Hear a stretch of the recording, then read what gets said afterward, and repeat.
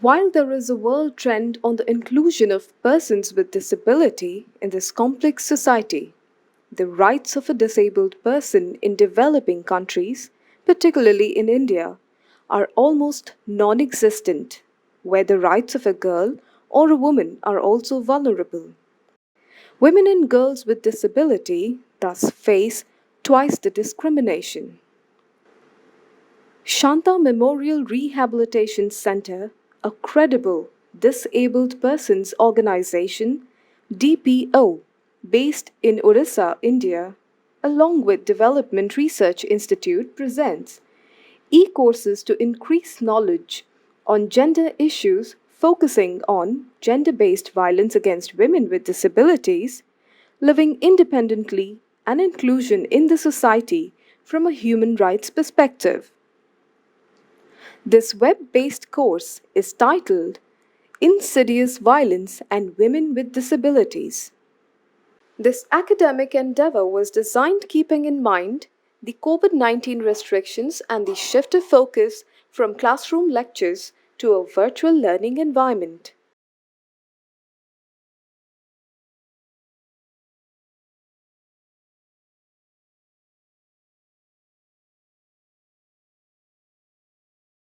Um, Good morning, everybody. Thank you, Nita. I missed giving you the prompt. Um, so today's session is about research and data collection, and it is about gendered research. And we have two speakers today. So the session is titled Gendered Disability Research and Data, Method, Tools, Ethics, and Data Challenges. So today's speakers are uh, first we will have Cathy Vaughan. She's an associate professor at the University of Melbourne and has worked on research projects on violence against women with a specific focus on migrant and refugee women, women in faith communities, women with disabilities, and women in Asia and the Pacific region. So she has done a lot of research on the multicultural sector in supporting women and experiencing violence and the dynamics of violence against migrant and refugee women um, living in Australia, and of course, sexual and reproductive health and violence against women in the Philippines. She co leads the No War Data program of training and mentoring to build capacity to conduct rigorous, safe, and ethical research on violence against women in the Asia Pacific. So this is a it's a path-breaking program, and it has a global focus. Now, she has 20 years of experience conducting participatory research with young people in diverse settings across Australia, Asia, and the Pacific. So we'll start with Kathy, and then we'll move on to Nimika. The speaker of this web course is Associate Professor Cathy Vaughan from University of Melbourne, Australia, speaking on ensuring violence data leaves no one behind. Thank you, Nandini. Okay, so the work I'm going to draw on today draws on two different projects. One is the Novo Data program that Nandini mentioned, which is a program of work across countries in Asia and the Pacific to build capacity on research on violence against women. And within that work, we've also worked specifically around ensuring that the measurement of violence against women is inclusive of people with disability. And then the second project that I'll share is based on work in the Philippines, which is more about an example of disability inclusive research where women with disability led that work and were very actively involved in the design of the research, collection and analysis of data, and then in the dissemination and advocacy afterwards. Okay, whoops. So as I'm sure has already been brought up in the course, that women with disabilities are more likely to experience intimate partner violence and sexual violence than women without disabilities. So we know this from a number of studies that there's limited population-based data out there that enables us to speak to the difference in prevalence, but what there is really clearly shows that women with disabilities are more likely to experience violence than women without disabilities. It also, when it has population-based studies have included men, also show that men with disabilities are more likely to experience violence than men without disabilities. But we're focusing on women in this course, so I will keep my focus on that. I'm not sure whether yesterday in the course you discussed the Sustainable Development Goals, and particularly Goal 5 and Target 5.2, which is to eliminate all forms of violence against women and girls in the public and private spheres. To ensure that member states of the United Nations reach these targets, that our efforts to prevent or eliminate all forms of violence against women have to be inclusive of women and girls with disabilities, and also must address the different forms of violence that women experience. So women and girls with disabilities experience all of the same forms of violence that women without disabilities do, but they also experience very particular forms of violence that are related to the intersection of both their disability and their gender. And we'll talk a little bit more about that, particularly in relation to the work in the Philippines. But to know whether efforts towards the Sustainable Development Goals, and in particular Target 5.2, have been successful, countries need to be able to collect and analyse data that can measure progress towards the SDG targets, which is difficult actually. It's hard for countries to measure their progress and the efficacy of their efforts to prevent violence against women, and then to disaggregate that data by disability actually is quite challenging for countries. So I'll speak a little bit about the work that we've done through NOVOR data to try and build capacity to be able to say whether their efforts to prevent violence are actually reaching women and girls with disability. So the NOVOR data program is a UNFPA funded program that's been working for the last 4 years in countries across particularly Southeast Asia, but also inclusive of South Asia and the Pacific, to support countries that are particularly focusing on countries undertaking prevalence studies, so national prevalence studies on violence against women. That's either standalone violence surveys or using other modules in national household surveys. So for example, the demographic and health survey, ensuring that countries that are doing a demographic and health survey and want to include the violence module in that actually have the skills to do that research safely, because doing a household survey on violence against women does have some different safety and ethical considerations than other household surveys do. So we provide direct technical assistance to countries who are doing prevalence studies, but we also run the NOVOR data training course. So the first few years of the NOVOR data program, that was run as a face-to-face course. It was quite a big investment, a 4-week face-to-face course. And we usually ran that as 2 weeks in Asia or the Pacific and 2 weeks in Melbourne. And so participants who were usually funded by their governments or by donor agencies would be residential with the course for 2 weeks in Bangkok in the first year, and then in Melbourne, and in the second year it was in Fiji, and then in Melbourne, for example.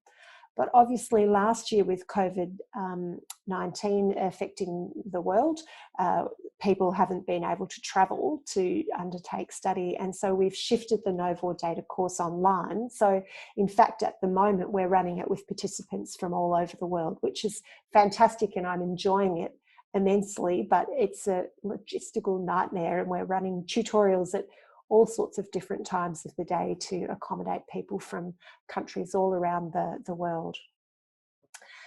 As part of that training program and the NOVOR data course, we're then also establishing a network of people across Asia and the Pacific who have particular expertise in the measurement of violence against women, so that people can share experience, learn from each other, and capture what they've learned because there's a lot of expertise out there that's never written down, and we're trying to capture the lessons learned about violence measurement as we go, so that other countries can learn from that, and that people aren't making the same mistakes and can build on what's been done before. In talking about measurements of violence against women in Asia and in the Pacific, it's important to highlight what's already known. And there has been some research done in the region, particularly in Southeast Asia and a little bit in the Pacific, that talks about the prevalence of violence against women, or the very specific forms of violence that women with disabilities may experience. Research that was done in Cambodia, that's called the Triple Jeopardy Study, found that women with disabilities were more likely to experience controlling behaviours from their partners, or to experience violence from other family members, and that was particularly parents and siblings, but also extended family, more likely to experience that violence than women without disabilities. So they were able to compare the two groups in a number of parts of Cambodia. Research we did in the Philippines, which I'll speak more about in a little bit, found that women with particular types of impairments reported both severe violence and major barriers to services. And this is not talked about enough. Often women with disabilities are seen as a homogenous group, and that they all experience a higher level of violence, and that if we're going to be disability inclusive, it's about putting in a ramp to the refuge or the violence response service.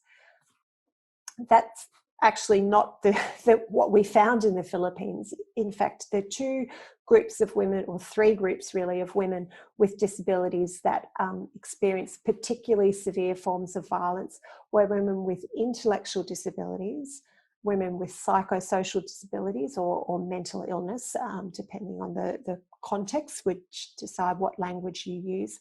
And the third group who experienced particularly high levels of violence in the Philippines were women who were deaf or hard of hearing. Those women not only experienced particularly high levels of violence, but also very significant barriers to services. I would be very interested when it comes to the question time to hear if that is similar in India or different. But in the Philippines, many women with those three different types of impairment have had severe barriers to education, and therefore limited access to information about what services are available in their communities. And then if they make it to the services, it's very hard for them to effectively communicate with service providers. So, for example, in the Philippines, it can be very difficult to access a Filipino sign language interpreter in the vast majority of settings. And many women who are deaf or hard of hearing have never had the opportunity to learn sign language, and so are very dependent on family members to communicate with people outside the home. That's a real problem if those family members are actually the perpetrators of violence, because it makes it almost impossible for women to seek help or to leave that violent situation. The other thing we found in the Philippines was that women with disabilities reported violence from a very wide range of perpetrators. So women without disabilities would tend to talk about largely violence from their intimate partners or fathers, and then sometimes strangers, non-partners. Women with disabilities talked about violence from partners, from fathers, from siblings, from cousins, from neighbours, from transport providers, teachers, health workers. So there was just a lot more people who had the opportunity to commit violence against women with disability in a way that made it very difficult for women with disability to report that violence. In the Pacific, so in Kiribati, Tonga and the Solomon Islands, three small Pacific island countries, research found that women with disabilities reported particular types of violence that women without disabilities don't tend to experience. So that could include things like removing assistive devices or destroying assistive devices. It could include the use of physical restraints. it might include things like over-medicating women or under-medicating women, and it included control of women's fertility in ways that they did not consent to. And I know that that's a global problem, and it certainly was something that we documented in the Pacific. And then in East Timor, where this is based on a population-based household survey, researchers found that women with disability were significantly more likely to experience partner violence and sexual violence from non-partners than women without disabilities. So we do know a bit about violence against women with disabilities in Asia and the Pacific, but there's certainly more to learn and a lot more research that is required in the region. And one of the challenges that we face is that the current tools we have for measurement and approaches we have to doing research on violence against women tend to not be particularly inclusive of women with disabilities. So the two targets for the sustainable development, or for target 5.2, the two indicators rather, for that sustainable development goal target, which are around the prevalence of intimate partner violence and the prevalence of non-partner sexual violence, are really important to understand because they're two of the most common forms of violence against women. But they don't tell the whole story for any women. I know there's many women on this in doing this course. We experience a whole range of forms of violence in addition to intimate partner violence and non-partner sexual violence. And those forms of violence aren't captured by the indicators for 5.2. But this is especially true for women with disabilities. All those other forms of violence that I mentioned, for example, in the research in the Pacific around destruction of assistive devices or over or under medication, forced sterilisation, they're not captured by our current tools or those two indicators. So there are real limitations to the measurement approach that we have for measuring violence against women. And conversely, and as I'm sure many of you have a lot of expertise in, knowing that many of you are from the disability sector, we also know that there are real limitations to the tools we have for measuring disability. So we've got limitations to our tools for measuring disability and limitations to the tools we have for measuring forms of violence. And so when you put the two together, there are real gaps in our knowledge around violence against women with disability. But it doesn't mean that we can't do better with the tools that we have. So many of you will be familiar with the Washington Group short set of questions. And they are, as many of you will know, they are a way of measuring the proportion of people in a population who are at risk of disability because of limitations in relation to mobility, to hearing, to sight, to self-care, to remembering and concentrating.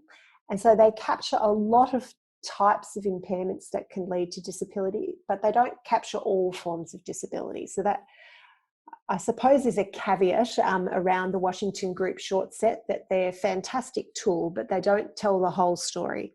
However, they are the best tool that we have for incorporating into other national prevalence studies on other topics. So we have other ways of measuring disability. So the WHO Model Disability Survey, for example, which is a very in-depth way of understanding the prevalence of disability in the community. But because it is so in-depth and comprehensive, it's much more difficult to incorporate questions from that instrument into surveys that are primarily about something else. And so if we're wanting to incorporate questions into a survey that's primarily about measuring violence, we need to have a short, concise set of questions that are easily understood by enumerators whose primary job is to measure violence. And so the Washington short set is is the most useful tool that we have to date. I'm going to talk about work that was done in Mongolia, which is one of the countries that the NOVOR data program has supported to do a national prevalence study. And they did a national prevalence study on the prevalence of violence against women using the WHO multi-country survey, which is seen as the sort of gold standard for a standalone national violence survey. And into that, they incorporated the Washington Group short set of questions. So because the survey was it wasn't a disability prevalence survey, it's a violence prevalence survey, but they wanted to know about disability. They needed a short set of questions, and so the Washington Group was the best suited for that. But the experience in Mongolia really reinforced the importance of careful translation and cognitive testing of the questionnaire with women with disability, and making sure that the questions in the Washington Group short set were well understood, because the first piloting of the questions found that there was a lot of confusion around how impairment was being communicated. And the team also didn't follow the guidance of the Washington Group on disability statistics around not including pre-screening questions and so on. So I guess my key message here, and I'll come back to that in the next couple of slides, is to really draw on the recommendations and the expertise of the Washington Group on disability statistics about how to use that short set of questions in any violence measurement work that you're doing. The other thing that they did in Mongolia was to do qualitative research specifically with women with disabilities, and particularly focusing on women who might be underrepresented in a violence prevalence survey. And that tends to be women with communication impairments, and particularly women who are deaf, women with intellectual disabilities, and women with psychosocial disabilities. And they're often underrepresented in all household surveys because of limitations with the enumerator team not having the skills to effectively communicate with women from those groups. So in Mongolia, they included disability questions in the WHO violence survey instrument, and what they found is shown in these bar graphs here. So you can see that for the lifetime rates, it's a very clear pattern here, that the blue bars represent lifetime prevalence of disability. So 27.5% of Mongolian women who did not have disability had experienced violence at some time in their life. This is intimate partner violence. Whereas the green bars are women with a lot of difficulty or cannot do it all, at least one of the domains in the Washington Group short set of questions on disability. So these are women with significant disability. 40.5% of those women had experienced physical violence at some time in their life. What I think is interesting is this red bar here, and that represents women with some difficulty. So women who report having a lot of difficulty or cannot do it all, seeing even whilst wearing glasses, moving around the five Washington Group sort of domains of disability. If you can't do those functional activities at all or have a lot of difficulty, women tend to be described as having a disability. But for women who report some difficulty, sometimes they're actually not captured in disability statistics, but you can see across all three groups here, physical intimate partner violence, sexual intimate partner violence, or both physical and sexual violence, you can see that you don't have to have a severe disability to actually have an increased prevalence of violence against women. So you can see here that women with moderate and severe disability experienced a higher level of violence. And I think that's important because when we think about the proportion of the population who have a significant or severe impairment or disability, it is quite a small proportion of the population. But the proportion of the population who have a moderate disability, who have some difficulty in the functional domains measured by the Washington Group questions, also experience higher levels of violence, and that's a very large number of women.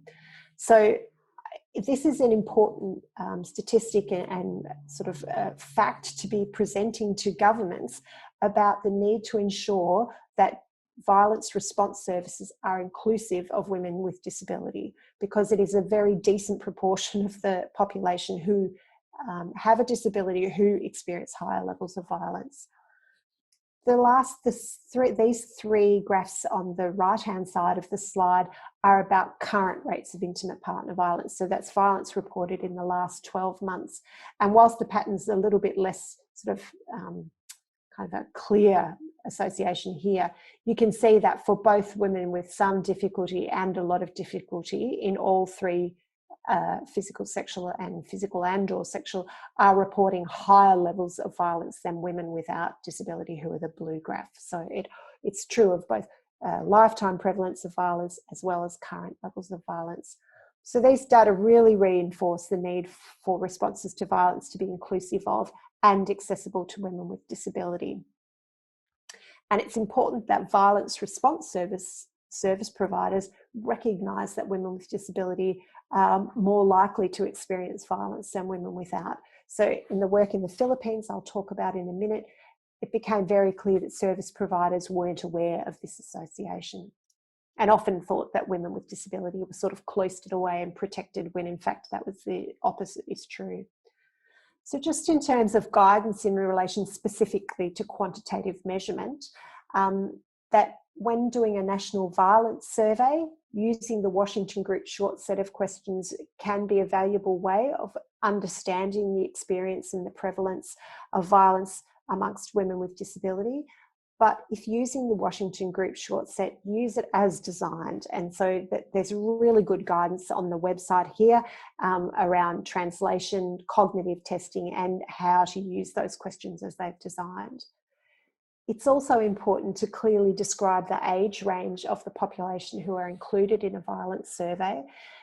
If the violence survey is being done as part of a demographic and health survey, often the upper age limit might be 45. And so we know that that cuts out a very large proportion of the population, and it cuts out a very large proportion of the population with disability, because disability increases with age. Take a standard approach to analysis. And so I think being able to talk about disability and having a clear cutoff for what constitutes disability or not is important. And again, the Washington Group website has fantastic guidance on how to do that. There needs to be training of enumerators in the use of the Washington Group short set, and so that they understand why we're trying to measure disability in a violence survey. And one way to do that is to include women with disabilities as part of the team of enumerators. I think that's a really positive way of research actually making a difference to attitudes at the time, is by making it part of the research. And I'll talk more about that in relation to the Philippines work, but there's no reason that that can't be done in a national violence survey as well. Consent processes need to be accessible so that a range of women can participate in the survey. And that one way to try and increase understanding of the full range of experiences of violence that women with disability might experience is by including complementary qualitative research and having specific strategies for addressing particular ethical and safety issues that can come up when doing research with women with disability. So, for example, making sure that women who communicate through sign language are able to do that in a way that family members are not able to see the signing, because even if they're in another room, if they can still see what the sign language interpreter is signing, then in fact they're effectively overhearing the conversation or the interview that's happening.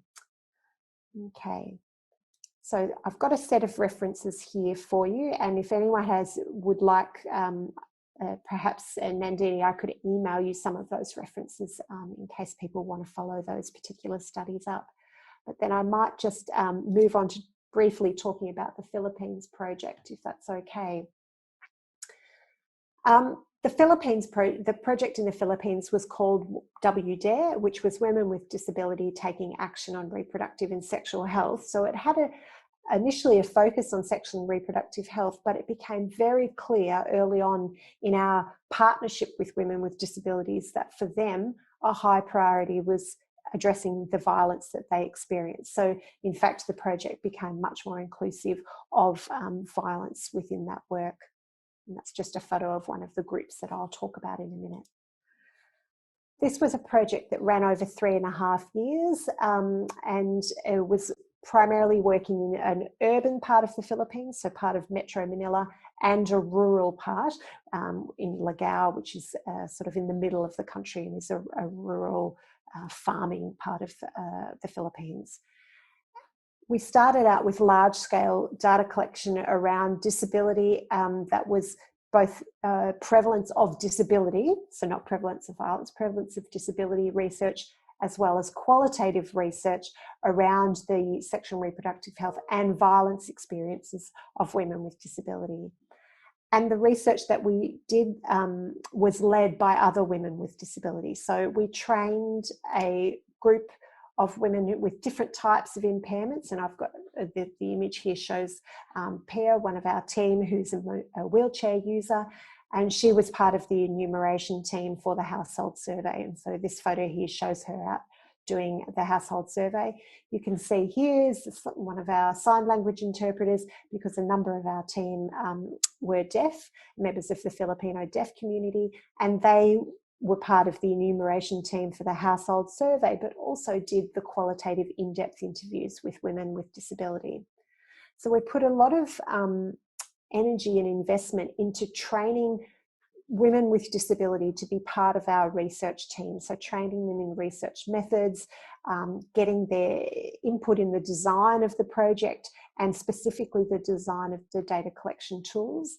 Then women with disability were part of the data collection team, supported our analysis of the data, and then have led the dissemination of the results to government and to civil society. And subsequently, many of these women with disabilities have become extraordinary activists in their communities and leading advocacy initiatives to try and bring about change. So the first part of the project was doing this really in-depth research, but then we didn't want to stop by just documenting this fairly awful situation for women with disabilities in the Philippines. We then tried to develop interventions to address that, to pilot what might work or not work within the country. In the initial work, we found that women with disabilities reported high levels of violence from a diverse range of perpetrators, but also that they had limited awareness of their rights and where they could get help. And we found that service providers were often ignorant about violence experienced by women with disabilities and had very limited skills in working with women with disabilities. So these three reasons then led us to develop some pilot interventions in the rural and urban site that focused on increasing the knowledge of women with disability about their rights and about violence services, that tried to increase access to services and ensuring that the violence referral pathways were inclusive. So if someone was to present at a hospital and report violence, or present at the police station and report violence, that the pathway after that for where women were guided into services was inclusive of women with disabilities, so that they weren't being referred to services that they couldn't access. And then we tried to start to battle prejudice, which was this overriding context for the violence that women with disabilities were reporting. And that was prejudice based on both the women's disability and gender. So there were a number of things that we did. We supported peer support groups for women with disabilities, and these groups were facilitated by other women with disability, and they met once a fortnight over 10 sessions, so over a number of months. And these were support groups that aimed to increase women's understanding of their rights and of what violence was, to increase their knowledge about services and their confidence to access services, and to try and increase solidarity amongst the women so that they could support each other if they were experiencing violence. And then one of these groups was actually with parents of children or of women with intellectual disability, and it was really focusing on trying to increase parents' understanding of women's rights and where they could get support if they knew that their daughter had experienced violence. We supported safety planning and referral to local services, And through that developed a whole range of resources, which again, there is a website for this project where you can access the support manual and the training materials that we developed. We also had activities that were about increasing access to services, and this was largely around training service providers. So we trained the women, but we also worked with service providers to increase their sensitisation around disability. And those trainings were really, it's just co-facilitated here, but really they were led by women with disabilities themselves. And for some of the violence response providers, this was the first time that they'd interacted with a woman who was blind, or with a woman who communicated through sign language, or with women who had mobility impairments, and really it opened their eyes, I think, to some of the barriers that were present in their service, and helped them think about what they needed to do differently to ensure their service was accessible. We also provided violence response service providers with very basic sign language training, knowing that they would never be, well, not through our project would they become fluent in Filipino sign language, but enough that they could communicate with women initially when they came in, and understand requests for an interpreter, and understand if a woman was trying to say that she had experienced violence. With service providers, they also developed action plans that we helped them to do by things like modifying their facilities to make sure they were physically accessible, liaising with disabled people's organisations and training their staff. And one of the first things often on the action plans was to do an audit with the women with disability that we had on our research team.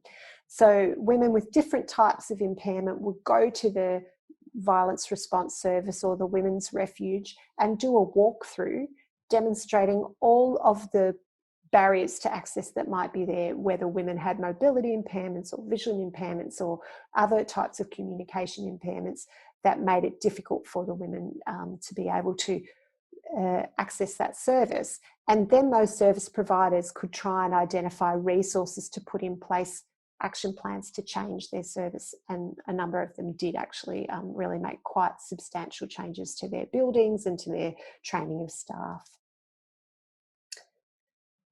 With referral pathways, we had lots of workshops with people who were responsible for responding to violence, whether that's social welfare or the police or health services, to try and support disability inclusion at each step along that referral pathway, and reviewed the national guidelines for referral of women with who are experiencing violence, to look at where there might be barriers at each step along the way for women with disabilities, and use that to then develop a resource for service providers about how to address those barriers.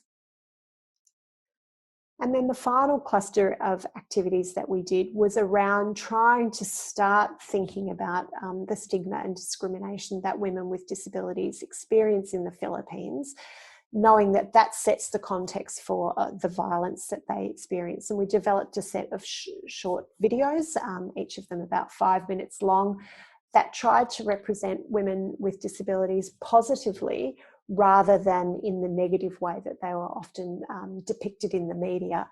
And if it's okay, I'm just going to try and play one of them as my way of finishing up. It's quite short, so hopefully, but it's nice to have a change from my voice and to actually listen to one of the women with disabilities. I'm going to press play, but I realised we didn't have time to check it. So I'm going to look at you, Nita, because I can see you, to see whether you can hear the sound here. Ako po si Rochelle Taborada. Bali, ang kasama ko po dito sa bahay is yung tita, tito ko. Yes, we're able to hear the sound. Thank you. Ang anak ko po ay si Urchin, magpo 4 years old.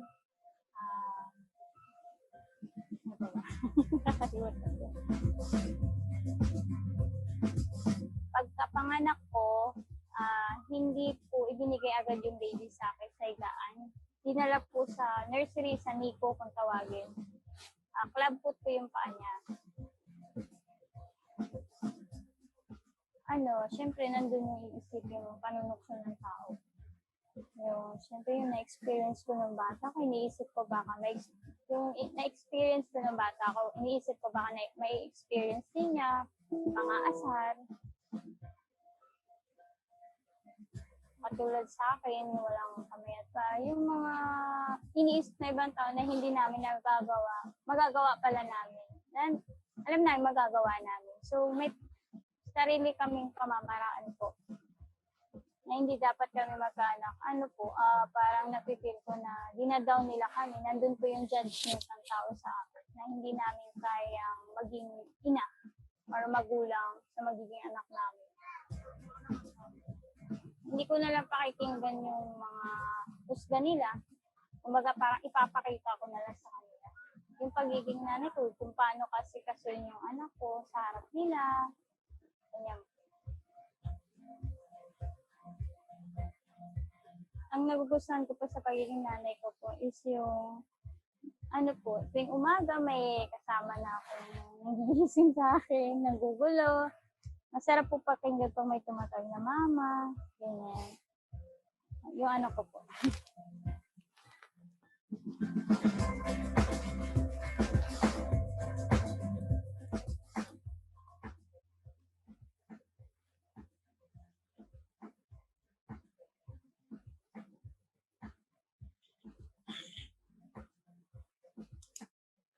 Okay, I'll stop the video there because there's a lot of credits involved afterwards.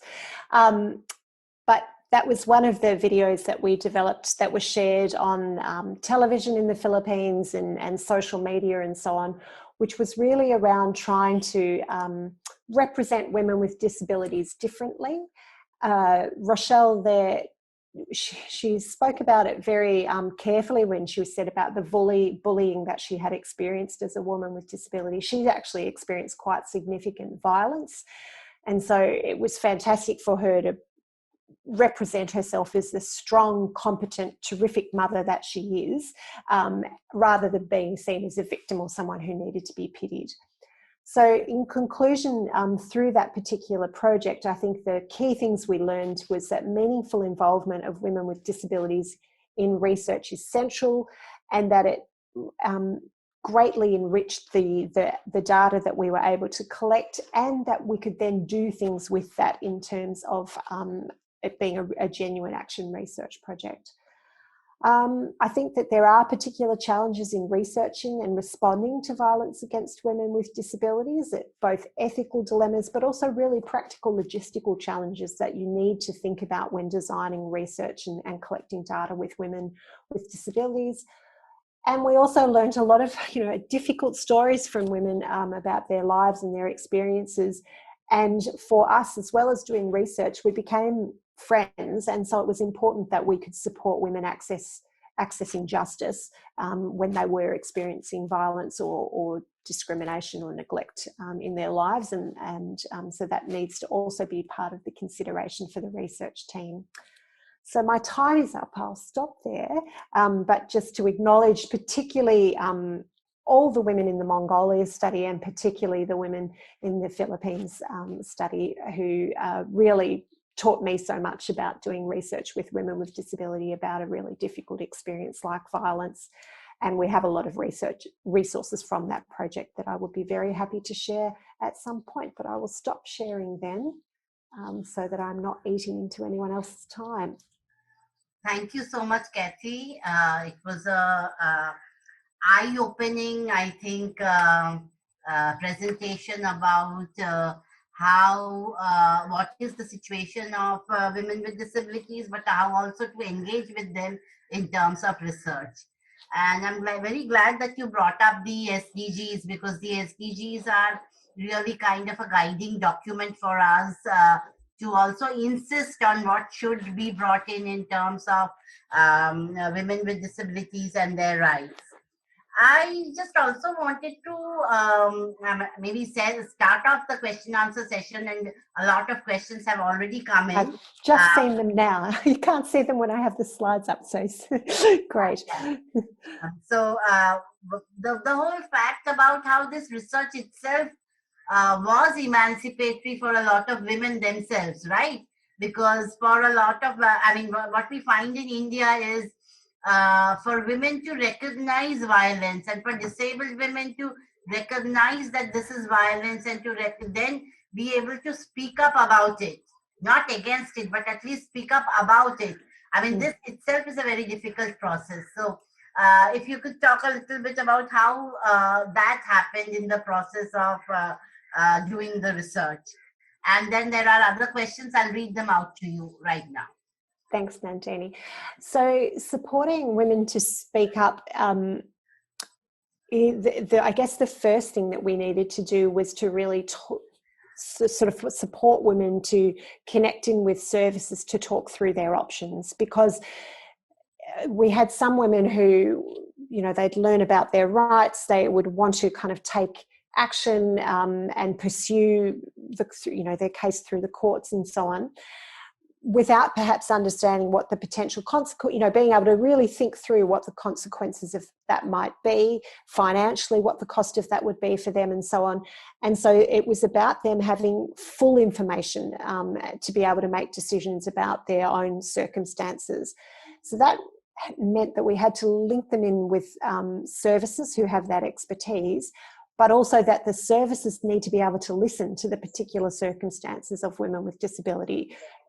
The advice you give to someone who is living with a violent partner but who has other options in terms of their living circumstances might be quite different to a woman who's completely dependent on their intimate partner for their daily care. So for women with disabilities, they were often very much trapped in these really difficult circumstances, and then it was about trying to see what other options could the services help them create that meant they weren't dependent on a violent partner for care, for example, or a violent family member. But the confidence about speaking up, I think, really came about through those peer support groups. So it was women being able to have solidarity together. And so I'm thinking here, for example, one of those groups was specifically with deaf women. And so a number of the deaf women had experienced sexual violence, and they would go to report that together rather than having one of them just having to go by herself and make that report. So the solidarity between women with disabilities was a really important thing that developed through those peer groups, which wasn't necessarily what we had designed them for. They were really around raising awareness and supporting them to engage with services, but the solidarity for them to then take on sort of advocacy was fantastic, came out.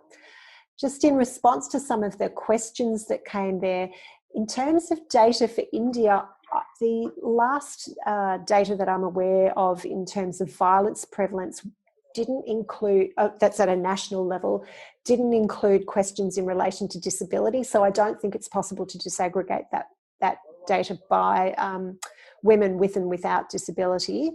But in future prevalence studies in India, it would be fantastic if that disability questions were included. Specific laws regarding sexual violence against women with disabilities. That's actually one thing where the Philippines have done the activists have done a great job, and partly it's come out of this project, but also I'm not going to claim all the credit for that. They've been working on this for years. Is that they recently passed a new law in relation to sexual and reproductive health that includes a section specifically on sexual violence. And that is quite a disability inclusive law. So it mentions disability, it talks about reasonable accommodation in sort of services and so on, and that's pretty rare in legislation around the region. So it's actually it's called the Responsible Parenthood and Reproductive Health Law, and it's probably quite a useful example to look at in terms of disability inclusion in legislation. I can see Ratna has asked about challenges in bringing about change in existing infrastructure. Yes, it is challenging, but it can be done. So challenges were, for example, services there. So one of the main hospitals that we were working with had a drop-in clinic for women who'd experienced violence, but it was on the second floor and there was no elevator in that building. And so it was completely inaccessible to women with mobility impairments. So there were two things that service did. They didn't move the whole service down to the ground floor because physically that was sort of very difficult and would have been expensive in that building. But they moved a small consultation room to the ground floor that was accessible to, and it had a wide door, so it was accessible to wheelchair users, for example. But they also started doing more outreach services. So rather than expecting women with disabilities to come into them, they started out in going to they're called barangays. They're the local government units, the smallest local government units in the Philippines. They would go to the different barangays, or be equivalent to wards, on different days to support people to access their services locally rather than having to come into the hospital.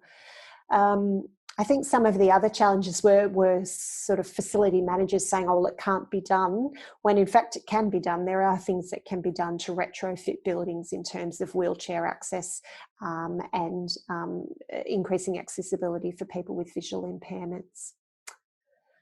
Elaborating on intersectionality in this context. So I think similar to a context that many of you will be familiar with, here the violence that women were experiencing wasn't just because of their gender, but it also wasn't just because of their disability. It was the intersection of both, but also often at in a context of extreme poverty. And so there was this sort of intersection kind of context in women's lives which related to gender, disability, related to religion, and related to geography, which part of the Philippines they lived in, and also to poverty. And what disabilities did we focus on? In the Philippines, that study focused primarily on women with physical mobility impairments and other physical disabilities, and communication impairments.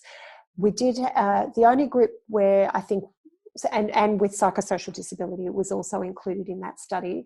The group that we probably did the poorest job of being inclusive was women with intellectual disability, and that was really, I think, a reflection of the needing to have an additional, more funding for a specific researcher who had expertise in communicating with people with intellectual disability. How we tried to get around that was having a parent focus group of parents of women with intellectual disability, but I recognise that that's not the same as doing inclusive research with women with intellectual disability, so that is definitely a limitation of our study. Vinette has asked if I can explain the concept of intersectionality. I'm not sure, Vinette, if you can, or Vinette, sorry, I might be pronouncing that incorrectly. Did that description of those sort of intersecting forms of discrimination and disadvantage and how they can all be experienced by the one woman, does that help with explaining that concept of intersectionality? And feel free to unmute or pop in the chat if you're shy. When there's more questions coming through, I'll just let Vinette reply in their own time. Okay, tools that we developed and worked with for data analysis. What might be most helpful is perhaps if I was to forward some examples of tools to you, Nandini, and then the participants can have access to those themselves. Would that be useful? Yeah, that would be really useful, because there are many people here who are themselves researching into issues around disabilities. So it would be really helpful for them. Yeah. Also, just if you can talk about how you developed those tools as well. Like you said that women with disability, they were participants in developing those tools. Like yes. Yeah. So for the Mongolia work, where that's based on the WHO multi-country study methodology for measuring violence, so the national prevalence of violence, That is a tool that was developed some time ago that is used across countries across the world. And to my knowledge, no women with disability were involved in the development of that. In fact, I know this is not true because I went to meet with the researchers at the London School of Hygiene and Tropical Medicine who led the development of that instrument at the time we were starting the Philippines work. And they were really honest that they just hadn't, because it was really the first internationally cross-culturally validated tool for measuring violence, they hadn't considered disability as well, and they recognised themselves that that was a limitation. But for the work in the Philippines, the tools that we developed around the qualitative work were all co-designed with women with disability and women with different types of impairments. So our research team had women with mobility impairments, particularly wheelchair users, but not only, women who were blind, who were deaf, and a woman with psychosocial disabilities, so mental illness. And they were all involved in the development of those question guides. And the tool that we used to measure the prevalence of disability has been used in a number of contexts, including in Bangladesh and in India, actually.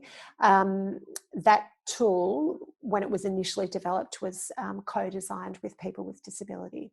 So I think that is important because the types of questions I think are important are not necessarily the types of questions that a woman with disability thinks is important, and they'll know far better than I about what the important questions are to ask in their context.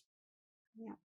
Thank you so much, Nandini. My other question is related to the age group that you focus, like from 18 to onwards. So, like the group that I'm working with, they are school children. Again, deaf and dumb, and plus with the blind, like school for the blind. So, what do you think? Like when we talk about the prejudice or the major factors that you are talking about when it comes to the stigma that they face, like you spoke about religion being one factor, and then gender is one factor that you're focusing on. So, any idea, like when it comes to the interacting with children below 18? So, what could be the major factor that influences them? Yeah. So. For the qualitative research in the Philippines, we included 15 and above, and the work in Mongolia included 15 and above. Often the decision about where the cutoff is the way you would collect data and do research with a 10-year-old is different to a 15-year-old who would be, in the context we've been working in, would be considered adult. And so we were, from an ethics point of view, as much as anything, we were able to use the same instruments and do that research with those young women. For younger children, I think my daughter is just home from school, so the dog is barking. Apologies, everyone. It's the end of the day here.